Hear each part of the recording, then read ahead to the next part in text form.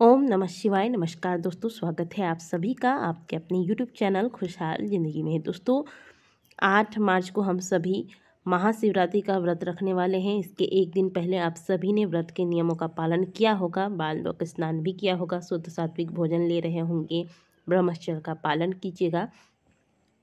बात करें महाशिवरात्रि पर पूजा के शुभ मुहूर्त की, तो इस बार की महाशिवरात्रि बहुत ही खास होने वाली है, क्योंकि महाशिवरात्रि पर 5 शुभ संयोग बन रहे हैं।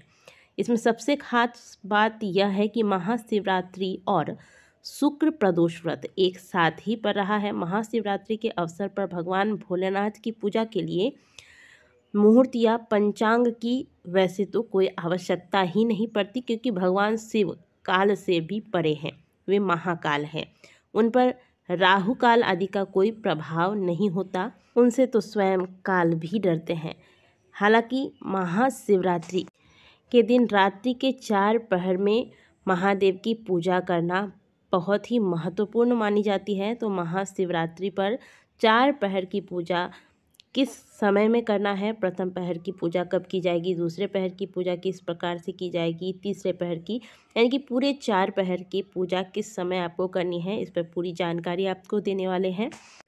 साथ ही जो लोग प्रदोष और महाशिवरात्रि के व्रत को लेकर कंफ्यूज हैं कि महाशिवरात्रि का व्रत करें या प्रदोष का व्रत करें, क्योंकि कुछ लोग प्रत्येक महीने में प्रदोष का व्रत करते हैं, तो ऐसे में आपको कौन सा व्रत करना चाहिए, क्योंकि कोई एक ही व्रत एक बार में किया जा सकता है।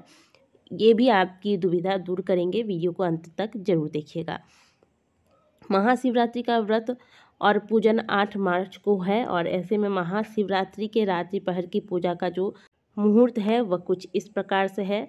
रात्रि के प्रथम पहर के पूजा का जो सही समय होगा वह होगा 6:25 से लेकर रात के 9:28 तक।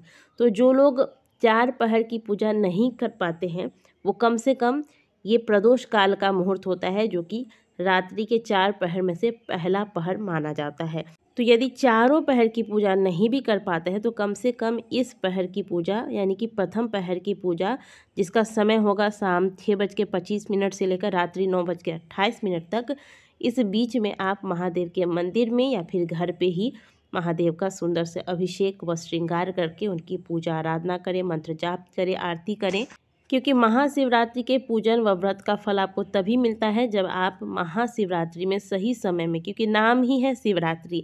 अब कई लोग क्या करते हैं, प्रातःकाल ही पूजा वगैरह करके फलाहार वगैरह लेकर रात्रि में सो जाते हैं, तो ऐसे व्रत का कोई फल आपको नहीं मिलता है। व्रत का फल आपको तभी मिलता है जब आप सही नियम के साथ व्रत को करें। तो इस व्रत में 2 महत्वपूर्ण बातें हैं जो आपको ध्यान में रखना है। पहला तो रात्रि जागरण करना है, और दूसरा रात के 4 पहर में से कम 1 पहर भी आपको महादेव का पूजन अवश्य करना है। कर सके तो चारों पहर करें, नहीं तो प्रथम पहर में तो पूजन अवश्य करें। महाशिवरात्रि के दूसरे पहर के पूजा का शुभ मुहूर्त होगा रात्रि 9:28 से लेकर रात्रि 12:21 तक।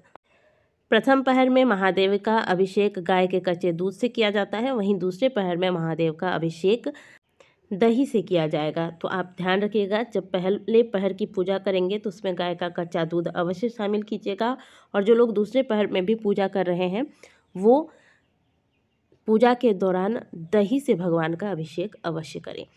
रात्रि के तीसरे पहर के पूजा का जो मुहूर्त होगा वह होगा 12:31 से लेकर रात्रि 3:34 तक। तो रात्रि के तीसरे पहर के पूजा में महादेव का अभिषेक शहद से किया जाता है। इस दौरान महादेव का अभिषेक शहद से अवश्य कीजिएगा, भले 1 चम्मच ही शहद हो, लेकिन महादेव के शिवलिंग पर या आज तीसरे पहर की पूजा में अवश्य अर्पित कर लीजिएगा। इसके बाद बात करें शिवरात्रि के चौथे पहर की पूजा, जिसके साथ महाशिवरात्रि की पूजा पूर्ण होती है, वह है चौथे पहर की पूजा, जिसका समय होगा प्रातःकाल 3:34 से लेकर प्रातःकाल 6:37 तक। और चौथे पहर में महादेव का अभिषेक घी से किया जाता है, तो पूजन में घी का प्रयोग अवश्य कीजिएगा। इस प्रकार से चौथे प्रहर की पूजा के साथ महाशिवरात्रि का पूजा जो है वह पूर्ण होता है। निश्चित काल पूजा का जो मुहूर्त होगा वह होगा मध्य रात्रि 12:07 से लेकर 12:15 56 मिनट तक। 4 पहर की पूजा में सबसे महत्वपूर्ण बात यह है कि आप पूजा के बाद महादेव की आरती अवश्य करें। 4 पहर की पूजा में 4 बार आरती की जाती है। चौथे आरती के साथ महाशिवरात्रि का जो पूजन है वह समाप्त होता है।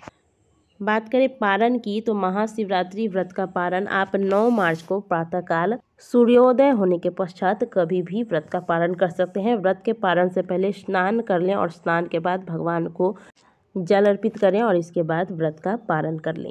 जो लोग प्रदोष व्रत को लेकर कन्फ्यूजन में हैं, जो प्रत्येक महीने की प्रदोष व्रत रखते हैं, क्योंकि इस बार प्रदोष और महाशिवरात्रि का व्रत दोनों एक साथ ही पड़ गया है, तो ऐसे में कौन सा व्रत करें। तो कहा जाता है कि जो वार्षिक व्रत होता है उसे ऐसी स्थिति में ज़्यादा महत्व देना चाहिए। वैसे तो दोनों ही व्रत भगवान भोलेनाथ का ही है, तो आप महाशिवरात्रि के निमित्त व्रत रखें। और प्रदोष तो आपको प्रत्येक महीने प्राप्त हो ही जाती है, लेकिन महाशिवरात्रि का व्रत आपको साल में एक बार मिलता है, तो साल में एक बार जो तिथि आपको प्राप्त होती है, जो विशेष तिथि है, उस पर आपको ज़्यादा ध्यान देना है। आप जो व्रत का संकल्प लेंगे तो महाशिवरात्रि व्रत का ही संकल्प लें। बात करें व्रत के नियमों की, तो महाशिवरात्रि का जो व्रत है इसमें आपको नमक और अनाज का सेवन नहीं करना चाहिए। यदि आप अस्वस्थ हैं, दवाइयाँ लेनी पड़ रही है, तब ऐसी स्थिति में आप सेंधा नमक का प्रयोग कर सकते हैं। लेकिन आप जब संकल्प लेंगे तो फिर पूर्ण व्रत का संकल्प ना लें, आप उसी तरीके से संकल्प लें जैसा आप पूरा कर सकें। आप भगवान से कहें कि हे प्रभु, आज मैं शुद्ध सात्विक भोजन लेकर आपकी पूजा अर्चना में, आपकी सेवा में लगूंगा। आपकी कृपा से मेरा जो यह संकल्प है वह पूर्ण हो। इस प्रकार से आप प्रार्थना करें। लेकिन जो व्रत करेंगे तो व्रत का नियम यही है कि व्रत में आपको केवल फलाहार लेना चाहिए। महाशिवरात्रि के व्रत में अनाज का पूरी तरीके से त्याग किया जाता है। आज के दिन जो सुहागिन महिलाएं हैं, शुक्रवार का प्रदोष है और साथ में महाशिवरात्रि भी है। महादेव और माता पार्वती की संयुक्त रूप से आज के दिन पूजा की जाती है, तो सुहागिन महिलाएं सुंदर से बन ठन के श्रृंगार वगैरह कर लें। इसके बाद महादेव माता पार्वती की पूजा करें। आज माता पार्वती को सुहाग की चीज़ें अर्पित करें। सुहाग की चीज़ें बहुत ज़्यादा आपको कुछ लेने की आवश्यकता नहीं है, बस आप थोड़ा सा चूड़ी, बिंदी और सिंदूर ले लें, हो सके तो महावर ले लें और माता पार्वती को अर्पित करें। इसमें से जो सिंदूर आप माता को अर्पित करते हैं वह सिंदूर की डिब्बी आप अपने पास रखें, बाकी चीज़ें आप दान कर दें। और सिंदूर को अपने सिंदूरा में मिलाकर पूरे साल भर इसी सिंदूर को आप माता का ध्यान करके मांग भरें। इससे अखंड सौभाग्य की प्राप्ति होती है। इसके अलावा माताएं ध्यान दें कि घर में जितने सदस्य हैं, क्योंकि ये कार्य आप ही कर सकती हैं, तो घर में अगर कोई बच्चा है, कोई बुजुर्ग है, सबसे कहकर एक एक लोटा जल महादेव के शिवलिंग पर आज के दिन अवश्य अर्पित करवाएं। इससे समस्त परिवार पर महादेव की कृपा बनी रहेगी। दोस्तों, आज के वीडियो में इतना ही। वीडियो अगर अच्छी लगी हो तो वीडियो को लाइक ज़रूर कीजिएगा। कमेंट बॉक्स में हर हर महादेव अवश्य लिखिएगा। मिलते हैं आपसे अगली वीडियो में, तब तक के लिए ओम नमः शिवाय, हर हर महादेव।